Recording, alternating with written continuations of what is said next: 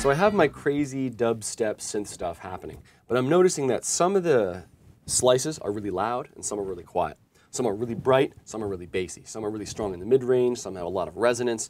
They're really varied, and that's the beauty of it, but the problem is that can make it impossible to mix with anything else, and it can also just make it so that certain elements are just really kind of harsh and kind of hurt.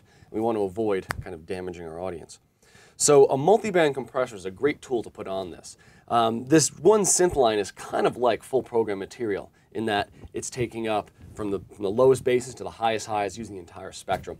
So a multiband compressor will allow us set kind of maximums for each frequency range. And then I can just kind of control the spectrum overall, make it a little more consistent, and make it fit in my mix well.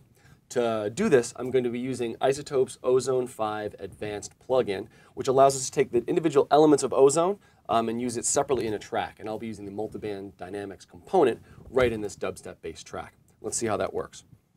I have the dubstep bass track selected, and I'll just add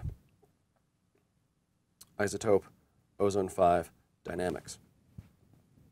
Right away, I'm going to open up a preset that I've set up for this demonstration, and I've called it Loudon Dubstep Bass Evener. I'll close this.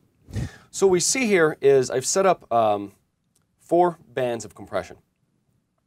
The first one goes from 20 Hertz to 120 Hertz, and that's meant to control kind of that sub-bass region, which though you think you want a lot of bass in dubstep, if you have too much, it's just going to overwhelm your mix. You're not going to hear the kick drum, and it's really going to make everything else be quieter. So you really want to control that pretty well, and actually you'll see that the thresholds for that are at -28 dB. So I'm really going to kind of push down on that bass quite a bit. My next band is kind of the main section where the dubstep bass kind of synth stuff is going to sound, and that's the mid-range to like low highs, and that's 120 Hertz up to 2K. And that's going to be that kind of growly range. It's kind of really interesting. And you'll see that my thresholds are set the highest in that band. That's where I want this bass really to be most prominent. And then I have my thresholds a bit lower from 2K up to 10K. And then I really want to control that super high range. So the dubstep bass synth stuff is bright, and it's actually brighter than you might think, but we want to make sure it's not harsh, and we want to make sure that we control the very high end so that other elements can kind of peek through in the mix. So let's look at what each band has here. We have 3 thresholds for each band. This is a threshold for gating, and I'm not using the gating features at all, so I put that band all the way down. The next one is my compression, when I start compressing. So I'm saying from -130 dB up to -28 dB, do nothing. Just let the sound be as it is. When I get above 28 dB, start reducing the volume, right? And then when I get up to -13 dB, just stop it from getting any louder. So we kind of have this curve where we don't do anything in the quiet dynamics. We compress a little more at -28 dB, and then we just stop it at 13. So this top threshold, this -13, -2, -10, and -17, is kind of like an EQ contour. But what it's doing is establishing the maximum level at each one of those ranges. And then it's going to let it get up to that, but then stop it at that point. So this will tend to even out the bass across the whole thing, from each one of those slices. And let's hear it in action. So hit play. I can increase the input going to it.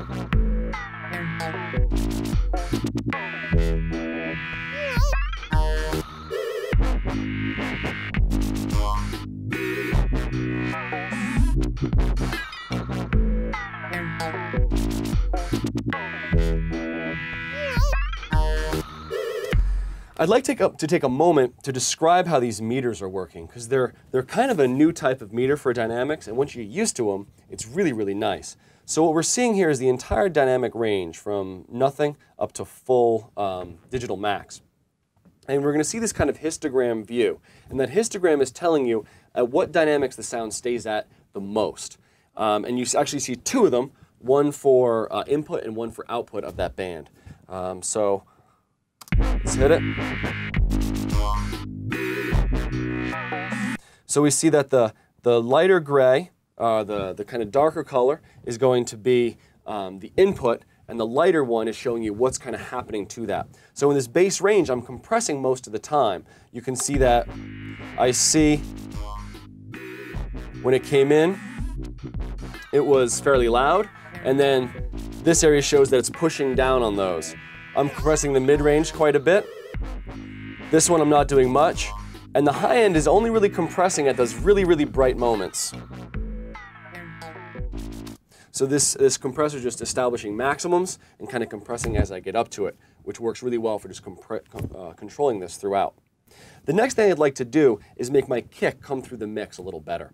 So for that, I'll use another isotope plugin called Alloy and sidechain compress to the kick drum.